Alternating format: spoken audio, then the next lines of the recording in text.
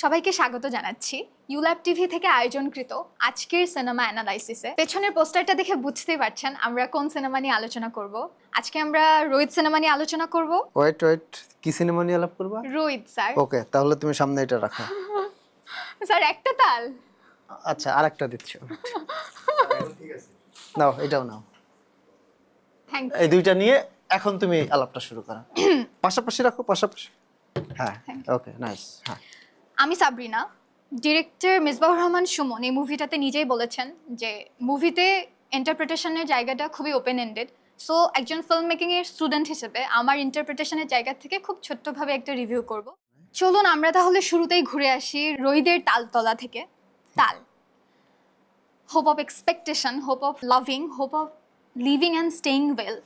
সাথে সাথে একটা ফিল্মের স্টোরি টেলিং মেথোডোলজিক্যালি মেটাফরিক্যালি গ্রাউন্ডেড হওয়া এমন একটা স্টোরি টেলিংয়ের মাত্রায় নিয়ে যায় যেখানে অডিয়েন্স নিজেই হুকড হয়ে যায় with lot of absences and lot of disturbances.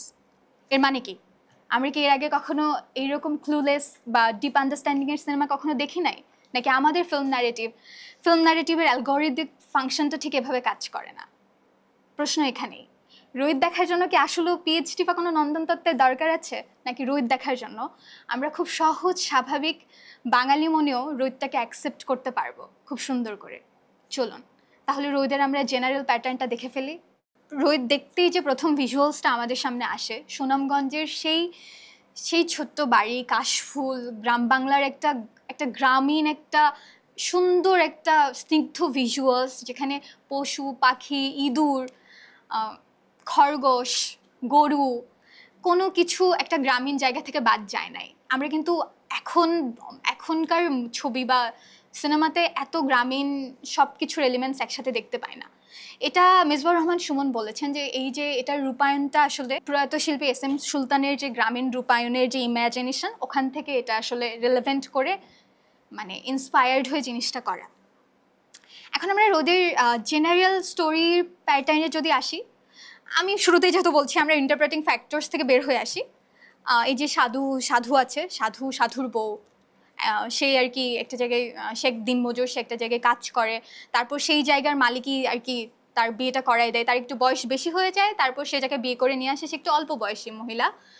তো অল্প বয়সী নারী বা মহিলা, এই যে সে তার যে এক্সপেকটেশনটা ছিল যে সে এই বয়সে এসে বিয়ে করছে, তার ভালোবাসার জায়গাটা কত, তার মধ্যে ভালোবাসার যে এক্সপেকটেশনটা, এই যে তাল আকাঙ্ক্ষা এক্সপেকটেশনের যে জায়গাটা, ভালোবাসার জায়গাটাতে তার যে এক্সপেকটেশনটা ছিল, তারপর তার জীবনে তার বউয়ের আগমন এবং আস্তে আস্তে সে জায়গাগুলোতে সে রিলেট করতে না পেরে তার জীবনের যে পরিবর্তন, আমরা যখন শুরুতে দেখি যে সে যখন বেস্ট ট্রাই করছিল একসাথে থাকার, একসাথে জিনিসপত্র ওয়ার্কআউট করার, সে ট্রাই করছিল মানে সাধু মেল লিড কাস্ট, কিন্তু আস্তে আস্তে আমাদের এই এই প্রেডিক্টেবল ন্যারেটিভটাই আসলে আনপ্রেডিক্টেবল হয়ে যায় যখন আমরা দেখি নারী ক্যারেক্টারটা ঠিক আমাদের সমাজের আর 10টা নারী ক্যারেক্টারের মতো ফাংশন করে না, আর 10টা নারী ক্যারেক্টারের মতো চিন্তা করে না। সে গরুদের সাথে কথা বলে, সে এক বস্তা খৈল সে মাছকে একবারে খেতে দেয় যাতে মাছের ক্ষুধাটা যাতে একবারে শেষ হয়ে যায়। সে সে তার ছাগলের বাচ্চাকে নিয়ে ঘুমায়, ছাগলের বাচ্চার সাথে কথা বলে, সে তার স্বামীর সাথে যৌন সম্পর্কে লিপ্ত হওয়ার আগে সে 300 বার চিন্তা করে, এমনকি সেটাতে খুব আনকমফোর্টেবল ফিল করে। সো এই যে এই ফিমেল ক্যারেক্টারকে আমরা সবসময় মেল গেজের জায়গাটা থেকে যেভাবে চিন্তা করি, তাকে সুন্দর হতে হবে, তাকে সাংসারিক জায়গা থেকে রেসপন্সিবল হতে হবে, রোহিত আমাদেরকে এটা দেখায় না। অ্যান্ড রোহিত যে এটা করে, এটা খুবই একটা কনসিয়াসলি একটা ক্যারেক্টারের স্ট্রাকচার রোদ এটা গঠন করে, যাতে আমরা ওটা কনসিয়াসলি বুঝতে পারি এটা একটা সারিয়াল আলাদাভাবে তৈরি হচ্ছে, একটা সারিয়াল আলাদা ফিমেল ক্যারেক্টারকে আমরা দেখি। কিন্তু ধরো মানে শুরুতে তুমি যেটা বলছিলা যে এই সিনেমাটা খরগোশ আছে, ইঁদুর আছে, গরু আছে, সবকিছু আছে এবং কাঁচা রাস্তা, এই আধুনিক যে যুগ, এটা ছোঁয়া ওইখানে নাই।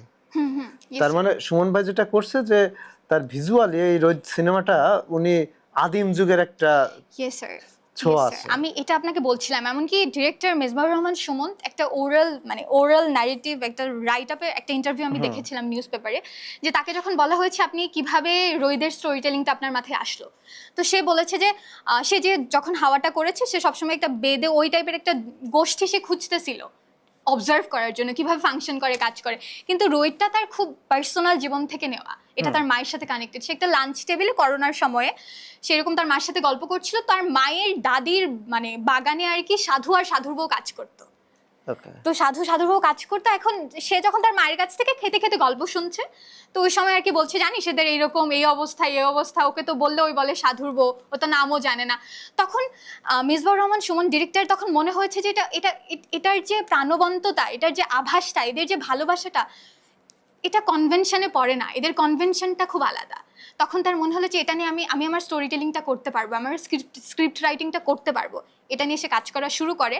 আবার মিসবাহুর রহমান সুমন এটাও বলেছে যে আমি যখন কোনো কাজ করি তখন আমার সাথে মিথোলজি, পুরাণ, ফোকলোর এগুলো আমার সাথে এমবেডেড থাকে, আমার নেচারের সাথে, কাজের নেচারের সাথে। আমরা হাওয়া দেখেছি, হাওয়ার আগে তিনি আরও অনেক ছোট ছোট নাটকে কাজ করেছে, আমরা এগুলোও দেখেছি। ওনার কাজের ধরনটাই একটু সারিয়াল হয়। আর উনি এটাও বলেছে কিছু স্পেসিফিক মিউজিক্যাল ব্যান্ড, কিছু স্পেসিফিক থিওরিজ, তারপর স্ট্যানলি কুব্রিক্স, তারপর এইসব ডিরেক্টরের জায়গা থেকে সে কতখানি ইন্সপায়ার্ড। সো রোহিত আসলেও খুব ডিফারেন্ট। উনি আরেকটা কথা বলছে যে ওনার দাদি নানির কেচ্ছা থেকে উনি রোহিদে আসলে খুব ইন্সপায়ার্ড হয়েছে। কেচ্ছা রিজন ওয়াইজ যে কেচ্ছাটা আমরা বলি, রোহিত আমাদেরকে শুধু প্রেমের কথা বলে না, রোহিত আমাদেরকে দেখায় একটা আদিম আকাঙ্ক্ষার গল্প। ঠিক এই আকাঙ্ক্ষার গল্পে তাল সাধু এবং সাধুর বইয়ের জীবনে বারবার ফিরে আসে আকাঙ্ক্ষা হিসেবে, ভালোবাসা হিসেবে। ভালোবাসা হিসেবে খুব মেটাফরিক্যালি এখানে আমরা ভালোবাসা হিসেবে যেটা চিন্তা করি, কোনো কিছু পাওয়ার যে বিষয়টা, নিজেদেরকে না স্বাধীন করে দেওয়ার বিষয়টা, নাকি আরেকজনকে স্বাধীনভাবে চিন্তা করতে দেওয়ার বিষয়টা, আমরা তাদেরকে পেতে চাই, এটাকে আমরা ভালোবাসার রূপে প্রকাশ করি। আর এটাকে আসলে আকাঙ্ক্ষা হিসেবে প্রকাশ করা যায় মুভিটাতে তালের মেটাফর দিয়ে। কারণ যখনই সাধুর বউ যখন বারবার ফিরে আসে, সে সবসময় একটা তালের রেসিপি, তালের বানানো কোনো একটা ডেজার্ট, সবসময় সে এটা নিয়ে ফিরে আসে। সে সবসময় দেখায়, মানে সে যেহেতু ভালো রান্না করতে পারে না, তার লবণ ঝাল কোনো কিছু ম্যাচ করে না, কিন্তু তালের যে সে ডেজার্ট বানায় বা পিঠা বানায়, এটা কখনো বৃথা যায় না। আমরা যদি সোশ্যাল জায়গা থেকেও চিন্তা করি, তাকে যদি আমরা পাগলি বলেও আখ্যান করি, ভালোবাসার জায়গাটা সেও ভরাতে চায়, সেও ওই জায়গাটা ফিল করাইতে চায়। কি আছে এই সিনেমার ভিতরে তুমি যে দেখছো বসে, যে আবার দেখতে চাও, Yes, তো sir. সেইটা আমাদেরকে একটু বলো, আমরা অডিয়েন্স, আমরা Sir. যাতে আবার দেখতে, আমাদেরও Yes. দেখতে মন চায়। স্যার এটাই, রোহিত আমাদেরকে এখানে একটা বড় জায়গা তৈরি করে দেয়, একটা আনসেটেলিং জায়গা তৈরি করে দেয়। রোহিত আমাদেরকে কোনো কিছু প্রেডিক্ট করায় না, আমাদের হিউম্যান নেচারটাই এমন, আমরা আমাদের ভালোবাসা আকাঙ্ক্ষাকে প্রেডিক্ট করতে পারবো না। রোহিত আমাদেরকে দেখায় ডিজায়ারকে কিভাবে আমরা বারবার পেতে চাই, ডিজায়ার, আকাঙ্ক্ষা, ভালোবাসা তিনটাকে আলাদা করে দেখায়। সাধু যখন বারবার তার বউয়ের কাছে ফিরে যায়, বা তার বউ যখন বারবার সাধুর কাছে চলে আসে, এই জিনিসটাকেই তারা ম্যাচ করাইতে পারে না, যেটার জন্যই আমরা শেষে গিয়ে কিছু সেলফ এক্সিস্টিং জায়গা থেকে কিছু ইমেজ দেখতে পারি, যে তারা আসলে কি চাচ্ছে, কি জায়গাটা হচ্ছে। এটা আমার মনে হয় যে হিউম্যান নেচার কখনো বুঝতে পারে না। That's how human nature should function. এই ডিসকভারির জায়গাটাই আসলে আমার মনে হয় যে সেলফের সাথে কানেক্ট করার জায়গাটাই আসলে রোহিত আমাদেরকে দেখায়, শেখায়। মানে এই জন্য আমি এই সিনেমা দেখতে যাব। হ্যাঁ, নিজের এক্সিস্টেন্স, নিজের নিজের নিজের নিজেকে রিড করতে পারা, নিজের মানে আমরা আরেকটা কথাই সহজভাবে বলতে পারি যে আমরা আমাদের সেলফকে অনেক সময় চিনতে পারি না, আমাদের সারাউন্ডিংস দিয়ে আমরা সেলফকে জাস্টিফাই করি। ওকে, তার মানে তুমি যেটা বলতেছো যে একটা সিনেমা তো শুধু এন্টারটেইনমেন্টের জন্য আমরা দেখতে চাই, তো এইখানে শুধু এন্টারটেইনমেন্ট না, এইখানে নিজেকে বোঝারও ব্যাপার নিজেকে আছে। বোঝার ব্যাপার, ভালোবাসা বোঝার ব্যাপার, ভালোবাসাকে যেভাবে আমরা সংজ্ঞায়িত করে এসেছি সেটা থেকে বের হয়ে একটু ওপেনলি চিন্তা করার বিষয় অনেকক্ষণ আসলে এটা থেকে যাবে মাথায়। আর আমার মনে হয় যে এই সিনেমাটা এই সময়ে এসে, আমি নিজেও কুব্রিকের বড় ফ্যান, আমি নিজে আমার নিজের ওই জায়গাগুলো খুব ভালো লাগে চিন্তা করতে, দেখতে। কিন্তু আমি যখন রোহিতটা দেখেছি, আমার মনে হয়েছে যে এটা আমার সাথে থেকে যাবে, এটা আমার কাছে একটা ফ্রেন্ডের মতো থেকে যাবে। আমি জানি এটা এখন খুব আবেগিক লাগছে, কিন্তু আমি নিজে বের হয়ে অনেকটা সময় স্যাড হয়েছিলাম, আবার ভালোও লাগছিল। আমার মনে হচ্ছিল যে আচ্ছা, হিউম্যান নেচার তো এমনই, এইরকমই হয়তো বা। কিন্তু অনেক মানুষ যে বলছে যে যারা দেখছে তাদের মাথার উপর দিয়ে গেছে, তারা কিছু বোঝে নাই। হ্যাঁ স্যার, শুরুতেই বলছিলাম, অনেকে বলছে পিএইচডি করে আসবো, ঢাকা ইউনিভার্সিটি একটা মাস্টার্স করে এসে রোহিত দেখতে হবে। স্যার আমরা আসলে আমরা নিজেদেরকে বুঝতে পারি না, আমরা ফিলিংসকে বুঝতে পারি না, আমরা আমাদের সারাউন্ডিংসকে বুঝতে পারি না। আমরা যে ওপেন এন্ডেডলি একটা ফিল্ম দেখে জিনিসটা চিন্তা করব, ভাববো, এইটুকু সুযোগে আমরা নিজেদেরকে দেই না। আমরা সবসময় একটা রাশের মধ্যে থাকি। আমার মনে হয় যে রাশটা থেকে বের হয়ে খুব সহজভাবে জীবনটাকে একটু যা দেখাচ্ছে, আমি যেটা বললাম, সহজভাবে চিন্তা করলেও একটা আকাঙ্ক্ষা, ভালোবাসা আছে, গভীরভাবে চিন্তা করলে তো মিথোলজি আসছে। আমরা মিথোলজি জানতে হবে এমন তো না। এই যে তাল দেওয়া নেওয়ার বিষয়টা, তাদের ভালোবাসা দেওয়া নেওয়ার বিষয়টা, এটাও তো খুব মারাত্মক সুন্দর একটা আবেগঘন বিষয়।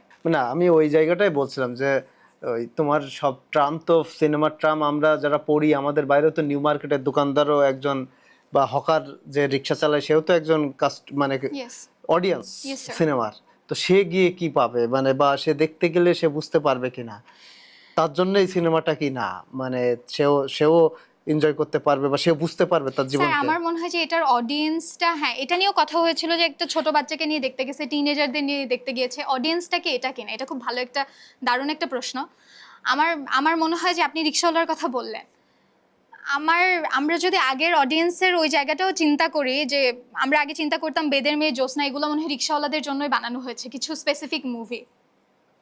আমার মনে হয় যে মুভিগুলা জেনারেলাইজড জায়গা থেকে এই মুভিটা যদি দেখে আর এটা নিয়ে যদি কেউ চিন্তা করে, এটার ইন্টারপ্রিটেশন একটা আনপ্রেডিক্টেবল জায়গায় আসতে হবে এমন না। এটা দেখার পরই আমার মনে হয় যে মনের মধ্যে আমাদের কিছু কনসিয়াসলি নেচার মানে ন্যাচারালি কিছু জিনিস আছে যেটা সে রিলেট করতে। এই তাল যে দিচ্ছে যে মেয়েটা, যে ক্যারেক্টার বা সাধু যে চরিত্রটা, এটা কিন্তু রিক্সাওয়ালার আশপাশেই ঘোরাঘুরি করে হ্যাঁ। বা সে দেখে, মানে তার তার সাথে বরং বেশি পরিচিত আমরা যারা শহরে থাকি, তাই না?